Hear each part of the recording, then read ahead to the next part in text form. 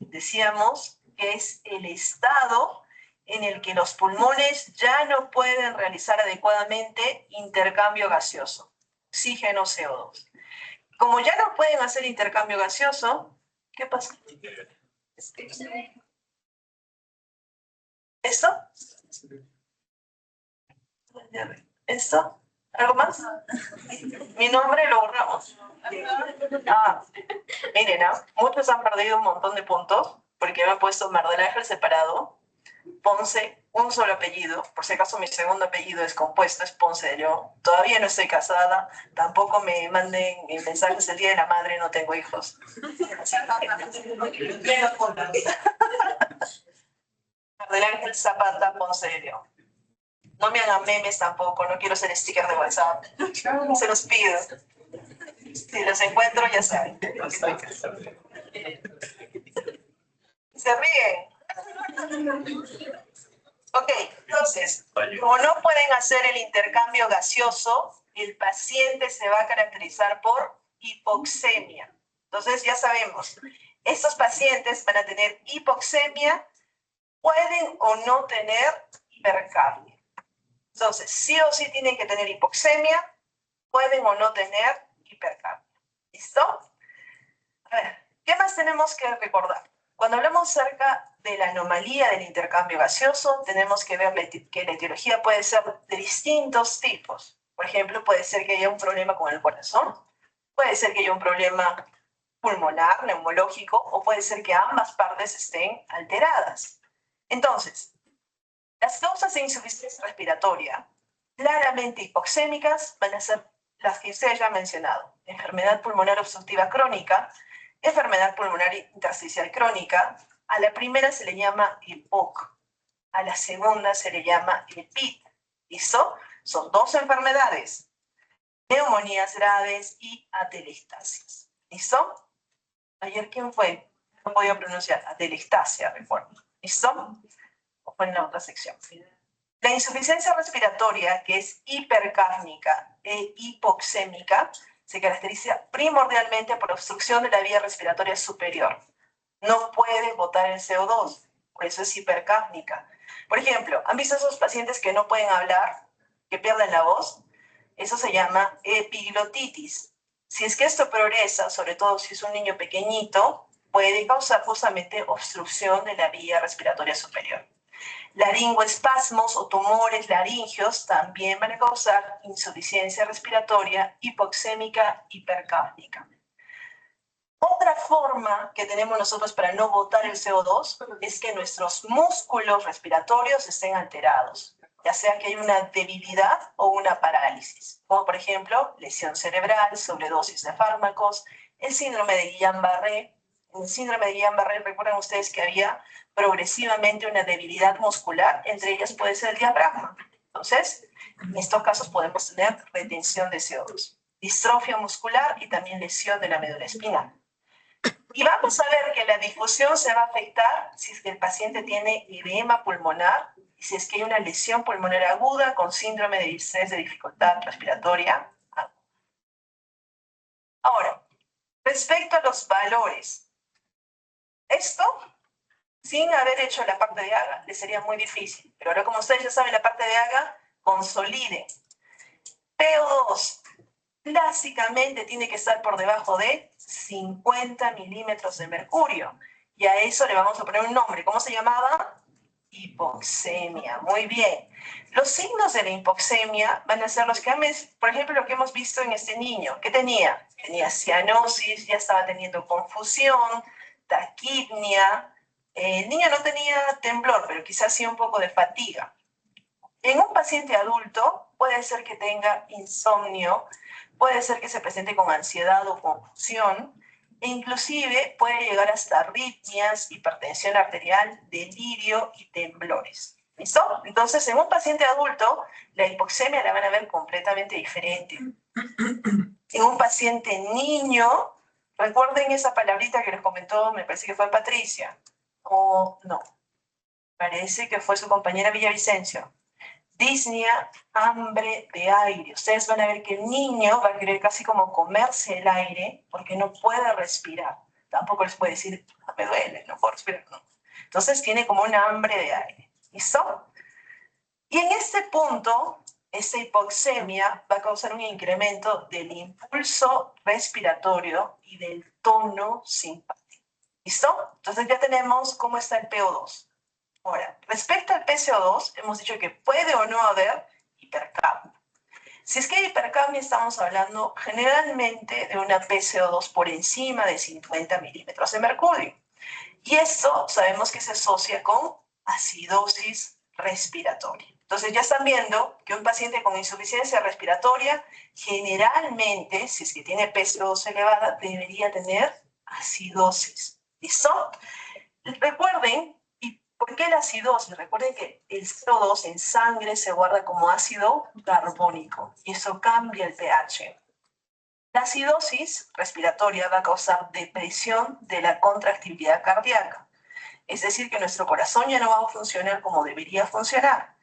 Reduce la contractibilidad de los músculos respiratorios. Si no se contrae adecuadamente el diafragma, ¿qué va a pasar con el CO2? Se va a acumular más. Entonces se perpetúa el ciclo. Y puede haber vasodilatación arterial. Pregunta de examen de hace 2 años. En ese decían, ¿qué sucede cuando hay mucho CO2? Incremento, hay vasodilatación. Si se dilata, hay incremento de flujo. Y uno de los lugares tardes, ¿dónde era? Cabeza. Al incrementarse el flujo cerebral, el paciente va a presentar cefalea. En el caso de nuestro niño, ¿qué presentó?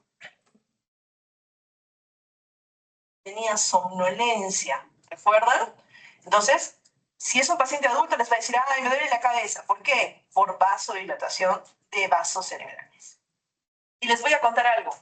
Cuando nosotros recién iniciamos durante la pandemia de COVID, nosotros no utilizábamos las máscaras. No sé si es que vieron las máscaras grandes que tenían aquí. Esas eran excelentes, porque tenían recirculación de CO2. Pero cuando nosotros recién iniciamos con la N95, unas que eran medias verdes, deben de haberlas visto. Como son máscaras cerradas, ¿qué pasa con el CO2? ¿Sale? ¿Tiene algún lugar por donde salir? No, ¿a dónde sale? Nuestro propio.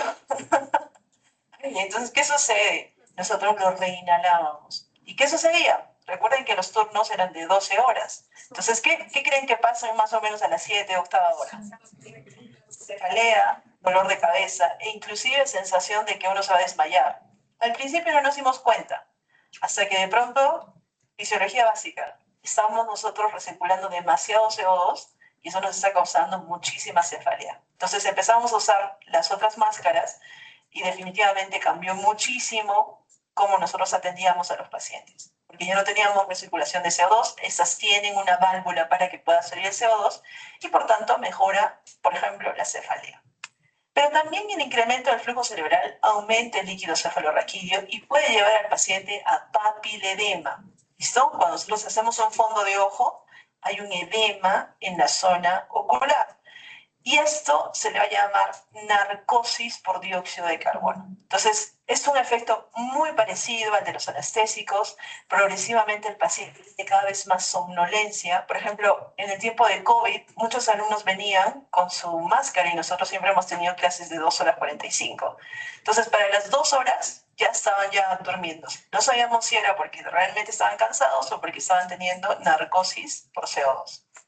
Puede ser que se desorienten e inclusive podrían llegar al coma si el PCO2 está por 80 a 100 milímetros de mercurio. Y les digo, recuerden que ustedes ya tuvieron un paciente, ¿recuerdan? Que su PCO2 está en 80 o 88. ¿Sí? ¿Recuerdan? ¿Creen que ese paciente estaba saludando, diciendo, doctor, siendo malito? No, ese paciente de repente ya estaba en coma.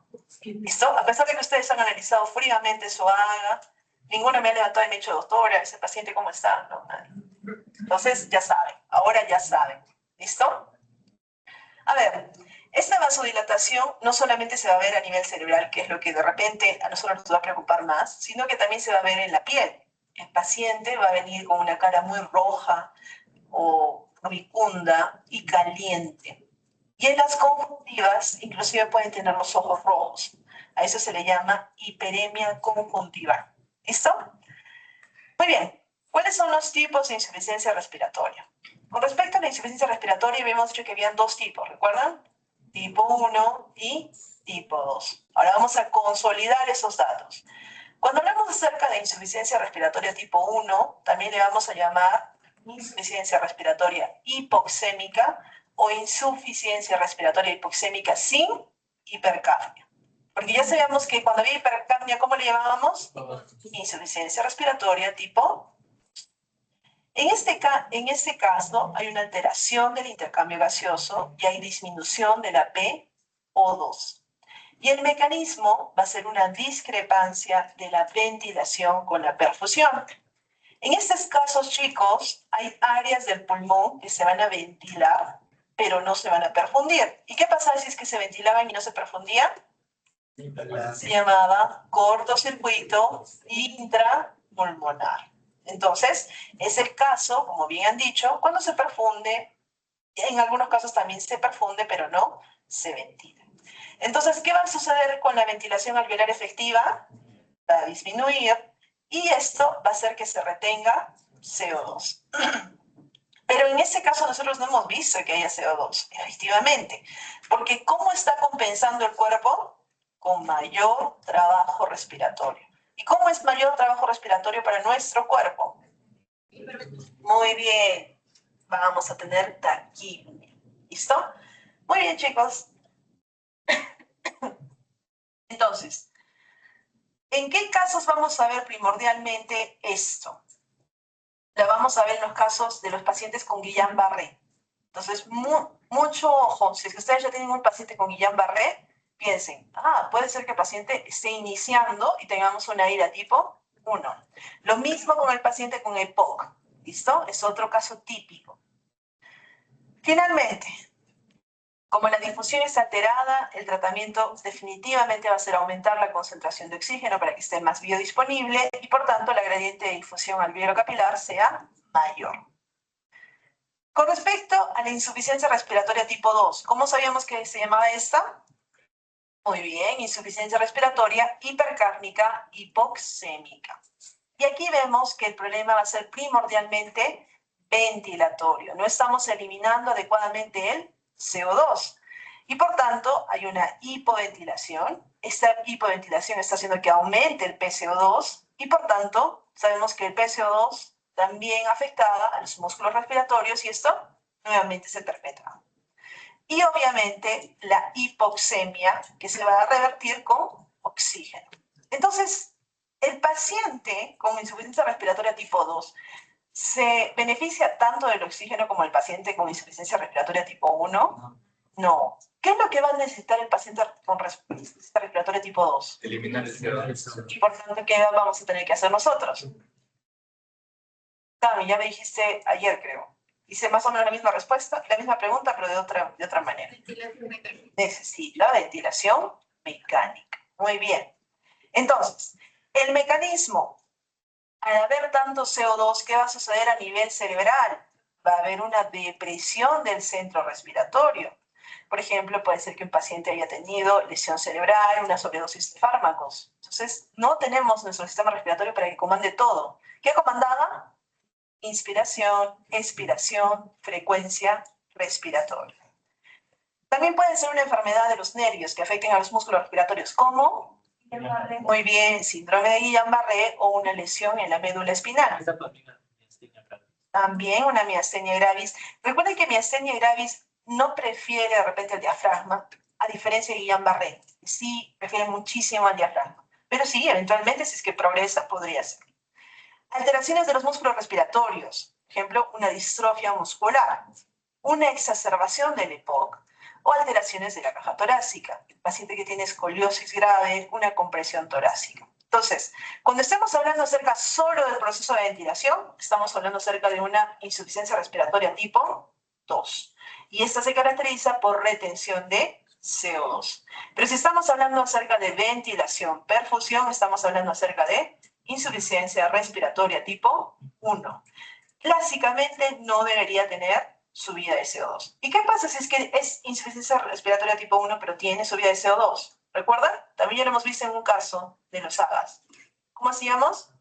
decíamos que tenía insuficiencia respiratoria tipo 1 y insuficiencia respiratoria tipo 2. O sea, una insuficiencia respiratoria tipo 1 puede progresar a tipo 2. ¿Cómo puede progresar? Nosotros no podamos compensar con la frecuencia respiratoria y se aumente el CO2. O sea, podemos progresar y tener ambas. ¿Ok? Muy bien. A ver, ¿cómo hacemos el diagnóstico, José? La crónica reagudizada, ¿se acuerdan? Ese era tipo 1 y tipo 2. Muy bien. En el diagnóstico, vamos a tener como síntoma clave el paciente, si es que habla, nos diga disnea. Tengo una sensación subjetiva de que me falta el aire. No les va a decir subjetiva. Les dice, doctor, siento que me falta el aire. Usted le va a decir, ah, no, le faltan 2 términos, no va a decir, ah, no. Es disnea, ¿ok? Cuando escriban, sí. No va a decir, el paciente dice que tiene falta de aire. No. El paciente refiere sensación subjetiva de falta de aire. Si es que no es un niño, y hemos dicho, hambre de aire, ustedes van a ver que está respirando con aleteo nasal, que tiene de repente uso de músculos accesorios, de repente estamos teniendo inclusive alteración a nivel de los músculos en general, y cianosis, ya sea periférica o central. Y en las pruebas de laboratorio, ¿qué vamos a hacer? Gases arteriales, ustedes ya dominan, creo que ya han visto una serie de casos de insuficiencia respiratoria. En la radiografía de tórax, nosotros vamos a identificar patologías subyacentes. ¿Qué patologías? Como ya hemos visto en este niño, por ejemplo, una neumonía, podría ser. De repente vamos a ver que tenga edema o algunas otras cosas. Y si es que ya es mayorcito, le vamos a hacer espirometría para ver la capacidad pulmonar y el flujo. En cuanto al tratamiento, chicos, vamos a ver que el tratamiento generalmente es oxigenoterapia, ventilación mecánica, sobre todo si es tipo 2, y tratamiento específico de la causa subyacente. Miren, me he tomado muchísimos minutos en insuficiencia respiratoria porque es clave. No creo que les venga uno, no creo que les venga dos, sino creo que les va a venir múltiples casos, no solamente en el examen, sino en la vida diaria. Tienen que dominar insuficiencia respiratoria. Una causa importante también de alteraciones a nivel respiratorio va a ser la neumonía. Yo siempre les recomiendo que tengan un approach práctico. Y el approach práctico va a ser el siguiente. Ustedes van a recibir en la consulta un paciente que tenga tos, sea niño o sea grande. Vamos a tratar de ubicarnos más que todo en los grandes. El paciente que tiene tos y fiebre va a ser la característica. Más o menos para que sepan, la neumonía tiene 3 componentes. Primer componente, tos. Segundo componente, fiebre. Y esta la van a clasificar ustedes en los que tengan más de 2 semanas y los que tengan menos de 2 semanas. Ustedes viven en nuestro lindo Perú, y si que tienen un paciente que tiene tos, fiebre, más de 2 semanas, ¿cuál va a ser su primer pensamiento? Tuberculosis. Ese paciente tiene tuberculosis hasta que ustedes prueben lo contrario. ¿Listo? Generalmente, para que ustedes piensen en tuberculosis, el paciente debe además tener esputo. Generalmente va a botar una flema, un pollo, no sé cómo le dirán en su generación ahora, pero bota algo cuando tose, que eso nosotros le llamamos esputo de ahora en adelante.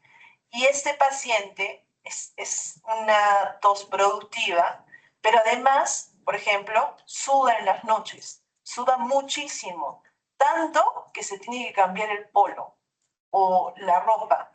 Y si es que duerme sin ropa, de repente las sábanas. ¿So? Si duerme sin sábanas, ya no me pregunten. Ustedes ya van a darse cuenta en el paciente. Y lo tercero es que está consumiendo tanta energía que es bastante delgado. Entonces, ustedes ya van a aprender a reconocer. Paciente delgado que le dice tos más de 2 semanas, que ustedes están sin máscara, Dios los bendiga. De verdad. En ese momento ustedes ya me voy a lavar las manos, le ponen su máscara. Sí, los pacientes suelen tener restos de sangre en el esputo. Yo diría que es parcialmente característico. O sea, si ustedes ven un paciente que tiene tos, más fiebre, esto por más de 2 semanas, y además nos dice que hay restos de sangre, hasta el paciente les va a decir, doctor, creo que tengo tuberculosis. Pero son todos los que ustedes tienen que tener cuidado. ¿Listo? Pero sí es bastante característico. Entonces, ¿qué pasa por el otro lado? Tenemos tos más fiebre, menos de 2 semanas. El primer punto es que pensemos en una neumonía. La neumonía, por definición, vamos a tener 2 tipos.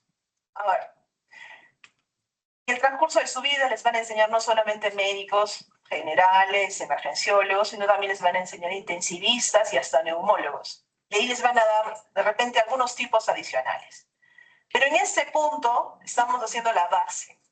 Y para la base yo necesito que ustedes reconozcan 2 tipos.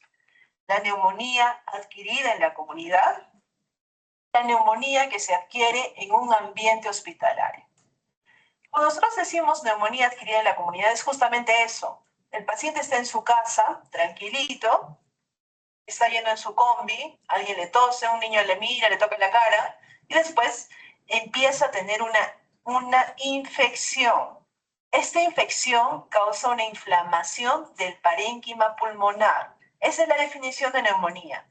Infección que nos causa una inflamación del parénquima pulmonar. Y esta inflamación y esta infección puede ser causada por una variedad de patógenos respiratorios. Tantos patógenos que ustedes van a tener un curso que solamente es de patógenos, que se va a llamar microbiología, no patología. Miren, eso yo no pensé que iba a fallar. Estos patógenos van a ser de 2 tipos. Bacterianos, que son los que reciben antibióticos, y virales, que no se tratan con antibióticos. Entonces, el virus sincicial respiratorio no se trata con antibióticos. ¿Listo? Ya van a ser, cuando hagan ustedes microbiología y farmacología, se van a dar cuenta por qué tratamos con antibióticos unos y los otros no. En este caso, el primer punto para que nosotros clasifiquemos que es fuera de un ambiente hospitalario tiene que ser que eso haya sido realizado al menos 14 días por fuera de una interacción con un ambiente hospitalario. Eso es importante. La neumonía adquirida en la comunidad es la más común. La mayoría, 80% de los casos que ustedes vean, van a ser neumonías simples, neumonías adquiridas en la comunidad. Y van a afectar a individuos de todas las edades. Recuerden, estos individuos no deben de haber estado hospitalizados, ni siquiera deben de haber tenido exposición frecuente a entornos de atención médica. Por ejemplo, mi abuelito no ha estado hospitalizado, pero ha acompañado a mi abuelita a su cita en el seguro y de ahí ha regresado con tos. ¿Es hospitalario o no es hospitalario? ¿Qué tenía que preguntar para saber si es hospitalaria o no es hospitalaria? ¿Cuándo fue eso? Hace un año. Hace un año fue con mi abuelita, pero ahora acaba. ¿Es hospitalaria? No. Fue hace 5 días. Mucho cuidado, siempre pregunten. Los pacientes les cuentan hasta de cuando nacieron. Yo cuando nací, mi papá, pueden contar 1000 cosas, pero ustedes dirigen, siempre dirigen a lo que quieren ustedes saber. Por el otro lado tenemos a la neumonía nosocomial. La neumonía nosocomial, llamada también intrahospitalaria. Se ha cambiado un poquito ese término. Se le llama, en algunos casos, neumonía no adquirida en la comunidad, porque no siempre se relaciona al hospital. Hemos dicho que puede estar relacionada con ambientes hospitalarios. Eso incluye, por ejemplo, casas de retiro, que no son hospitales, pero que son ambientes en los cuales hay cierta intervención del personal hospitalario. ¿Listo? Entonces, se incluye en esta categoría nosocomial lo que se llama neumonía adquirida en el hospital.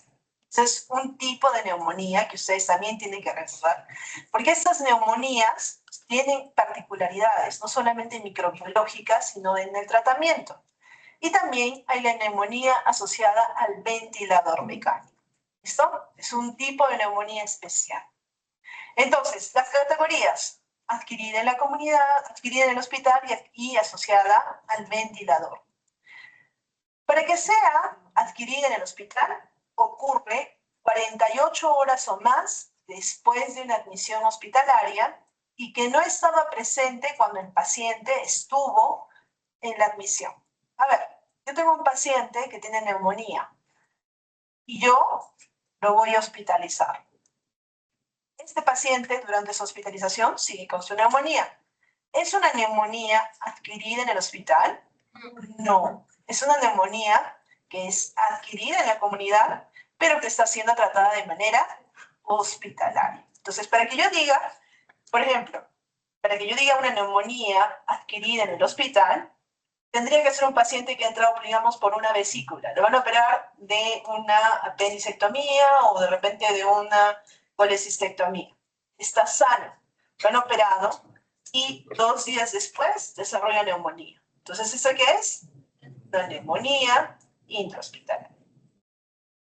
Cuando decimos neumonía asociada al ventilador, esto se va a referir a la neumonía que se desarrolla 48 horas o más después de la intubación endotraqueal.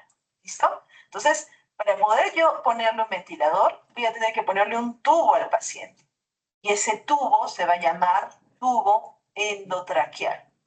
Y ese tubo endotraqueal lo voy a conectar a una maquinaria que se llama ventilador mecánico. Entonces, 48 horas después de que yo inserto el tubo, si el paciente presenta neumonía, voy a decir que es una neumonía asociada al ventilador mecánico.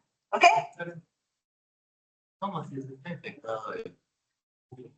El ambiente hospitalario, a ver, el hospital no es un lugar en el que van y ustedes dicen, ¡ja, qué bonito!, ¿no? Inclusive algunos de ustedes van a desarrollar acné de algunas bacterias resistentes a los fármacos comunes. Entonces, sus medidas de bioseguridad tienen que ser sumamente extremas. O sea, si es que ustedes se acostumbran desde ahora, entran al laboratorio, se lavan las manos, salen del laboratorio, se lavan las manos, yo creo que eso va a ser bueno. Entran al hospital, van a entrar ustedes al hospital con una ropa hospitalaria. Con esa ropa no se duerme, no se va a comer con su familia, no se va a abrazar a la abuelita. No. Esa ropa es para... Ya se están preocupando, ¿no? Eso no más, el acné les está preocupado. El paciente que se está muriendo, no. Entonces, tu pregunta, ¿qué por tu pregunta? Que cuando intubamos a un paciente, bueno, en las mejores condiciones que podemos, no le ponemos el tubo puesto.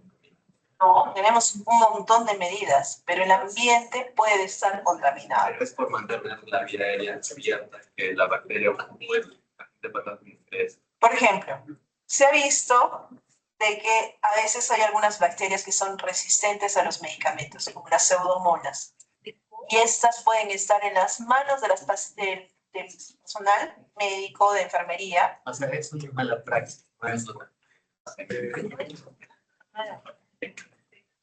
Lamentablemente, a pesar de que se siguen todos los métodos, nos damos cuenta que todavía hay pacientes que se infectan. Entonces no sabemos si de repente cuando insertamos el tubo puede haber biofilms que se han formado en todo el proceso, solamente de abrirlo, sacarlo y ponerlo, y esos ingresan a la vía respiratoria. Se cree, no tenemos todavía soluciones. Si ustedes están interesados en el tema, sería una muy buena línea de investigación. ¿Listo? Por ejemplo, algo que recomendaron, sobre todo en tiempos de COVID, utilizar camillas de cobre, utilizar, por ejemplo, las manijas de cobre. En otros lugares hay apertura automática de las puertas, nadie toca nada. Hay muchas cosas que podemos mejorar, pero todavía necesitamos entender qué es lo que está sucediendo. Listo, chicos. A ver, la fisiopato. Cuando hablamos acerca de neumonía, estamos hablando acerca de un proceso en el cual hay distintos modelos. Yo les voy a decir los modelos tradicionales y les voy a comentar un poquito los modelos actuales. Tradicionalmente se pensaba de que había una transmisión y colonización. Es decir, que la transmisión decía que los patógenos se transmiten de persona a persona a través de unos aspectos que se llaman gotículas respiratorias. Entonces, cuando ustedes están hablando, no sé si han visto que algunas personas tienen como un polvito de gotas respiratorias. Entonces, esto podría ser la causa. Y menos comúnmente por la inhalación de aerosoles. Creen eso. ¿Qué sucede cuando nosotros ya tenemos los patógenos? Estos patógenos se alojan en la nasofaringe y eventualmente pueden proliferar y alcanzar las zonas de los alvéolos pulmonares mediante microaspiración. Se las van aspirando a medida que van respirando. ¿So? Ahora, otro tipo de modelo tradicional es la infección y respuesta al huésped. Con esto nosotros decimos que el paciente va a tener un inóculo, o sea, va a haber suficiente de la bacteria o del virus para que, a pesar de que las defensas del paciente estuvieran buenas o de repente deficientes, se va a dar una infección, es decir, comprometen las defensas del paciente. Y esto puede causar replicación del patógeno, producción de los factores de virulencia y una respuesta inmune que conducen a la inflamación y daño del parénquima, resultando en una neumonía. A ver, esto ya casi no lo usamos. Se los digo por una manera histórica y porque pueden haber algunos docentes que son más antiguos y que les pueden preguntar. Inclusive en el hospital de repente les decía, a ver, ¿cuál es la patología de la neumonía? Y si ustedes le salen con el modelo moderno, los van a mirar así como diciendo, ¿dónde está el paper? Y en ese momento se van a poner tan nerviosos que de repente ni dicen. Entonces, si tienen que responder algo, el modelo clásico les puede ayudar. ¿Por qué está tan chiquito otra vez?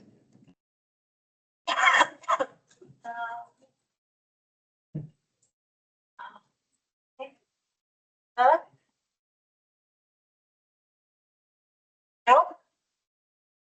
Bueno, no sé en qué momento ha cambiado. Uy, yo no sé qué les ha pasado. Digo, y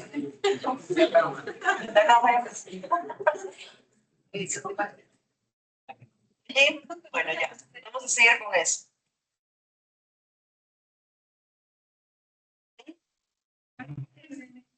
Listo. El modelo actual o modelo moderno nos habla algo de lo que nosotros ya estamos cada vez comprendiendo mejor, que se llama el microbioma pulmonar.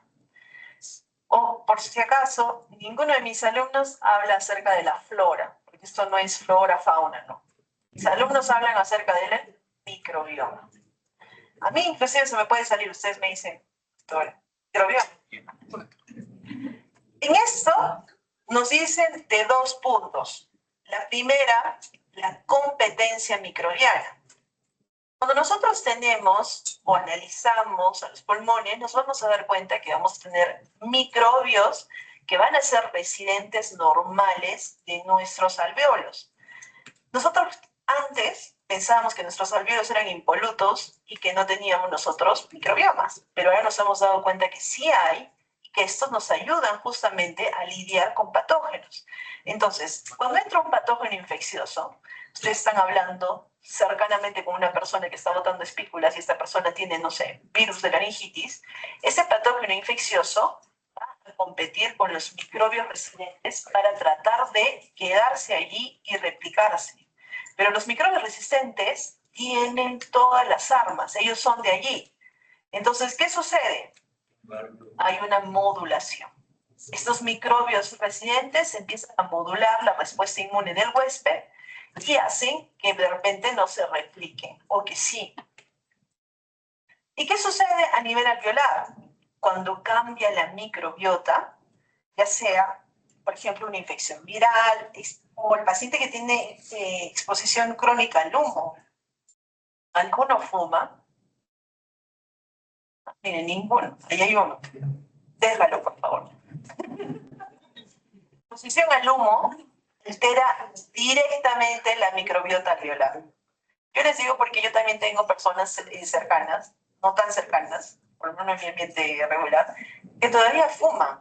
¿Y qué sucede? Ese humo destruye la microbiota y facilita que otros microbios crezcan. Entonces, cuando hay replicación de estos microbios resistentes, en estos casos se puede presentar neumonía adquirida en la comunidad. Recuerden que en inglés neumonía se escribe con P neumonía. Y es adquirida en la comunidad, o sea, Community Acquired Pneumonia. ¿Listo? Entonces, aquí va a surgir una replicación no controlada de microbios y estos se van a quedar a nivel alveolar y van a causar respuesta inflamatoria, y eso causa inflamación y obviamente alteración pulmonar. Pero obviamente si es que ustedes van a cualquier lugar y les hablan acerca del modelo de microbioma pulmonar, los van a mirar como si fueran bichos raros, les van a decir, ay, eso les enseñan, son hippies, una cosa así. Entonces siempre con su paper a la mano, ustedes le dicen, mire, publicado en Science, aquí está. No, tampoco van a decir eso. Entonces van a decir, yo lo puedo presentar o me gustaría presentar eso. ¿Listo? A ver. También tienen que recordar que la respuesta inmunitaria del huésped y la severidad de la enfermedad es muy importante. Cuando nosotros estamos hablando acerca de la respuesta inflamatoria, esta va a tener dos componentes. La respuesta local, que va a ser la respuesta en la cual va a predominar una alteración inflamatoria suficiente como para controlar la replicación de estos microbios, y una respuesta sistémica, en la cual nosotros, por ejemplo, la fiebre es una respuesta sistémica para que nosotros podamos controlar estos microbios. Ahora, las complicaciones van a ser una respuesta disregulada y una minoría de los pacientes van a experimentar lesiones.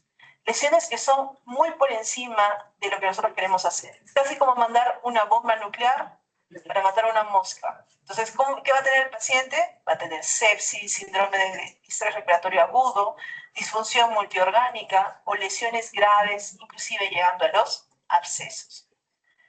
En cuanto a los mecanismos, a ver, ¿qué mecanismos hemos visto? Microaspiración, ya estamos diciendo que es un poco arcaico, pero todavía se cree que el neumococo se adquiere por microaspiración. Aquí ustedes, por ejemplo, están viendo un alveolo normal. Miren aquí, americanos, ¿ah? Le han puesto flora normal alveolar, por favor. Recuerden, microbiota. Miren, aquí está normal. Realmente, a mí siempre me gustaría empezar con esta imagen para que ustedes tengan ya grabado en su mente que hay una microbiota alveolar. No es completamente estéril. Y por el otro lado estamos viendo cómo llegan por microaspiración, por ejemplo, los Streptococcus pneumoniae. Por ejemplo, algunos autores han propuesto de que al estar en un ambiente contaminado, en UCI, puede ser que tengan sobrecrecimiento en la nasofaringe y por microaspiración luego puedan tener este proceso que hemos dicho de neumonía. Para los casos, por ejemplo, del ventilador mecánico. Pero aquí tranquilamente están viendo cómo llega aquí el Streptococcus pneumoniae y va a tener que lidiar con la microbiota que está allí. En este caso ganaron y causaron una respuesta inflamatoria. Y miren, ¿qué está sucediendo con la respuesta inflamatoria? ¿Teníamos aquí dentro neutrófilos? No, solo teníamos macrófagos alveolares. Pero los macrófagos llaman a sus amigos, estos amigos traen fibrina, hay algunos linfocitos, empiezan a generarse restos. Recuerden, células muertas. ¿Cómo se llamaban las proteínas, células muertas? Pus. Se genera pus. Entonces, y recuerden que también a la sangre estamos enviando citoquinas para que nosotros podamos activar. Esto es del Up to Date 2024, por si acaso. Si alguno quiere leer neumonía, los invito para que también vean un poquito eso de la microbiota. De allí vamos a tener nosotros al Haemophilus influenza. Haemophilus influenza es otro patógeno que también se cree que tiene el mecanismo de microaspiración. Y lo vamos a ver principalmente de manera relevante en los casos de exacerbaciones del EPOC. ¿Listo? El paciente que ya tenga EPOC y que tenga una insuficiencia crónica reagudizada va a tener generalmente reinfección por Haemophilus influenza. Y la radiografía de tórax puede presentarse o no con consolidación. Si es que hay consolidación, generalmente piensen en neumococo. Y vamos a terminar con esto, porque obviamente ya tienen que entrar sus compañeros, para que se den cuenta, la consolidación de notas ahí.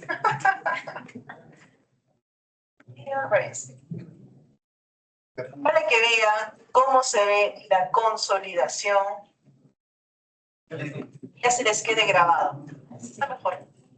Medio listo.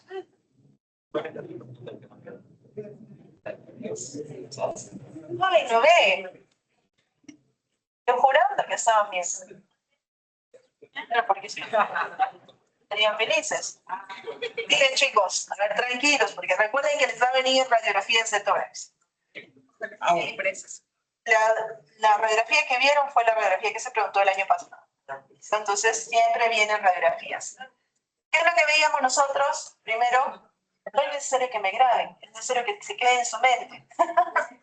Primero veíamos cómo estaban las clavículas. Luego, por ejemplo, aquí vemos que está muy, pero muy penetrada. Que ya casi no vemos la zona de la vértebra. Pero miren, tenemos los ángulos costovertebrales que están normales o costodiafragmáticos, disculpen. Miren abajo, ¿qué estamos viendo?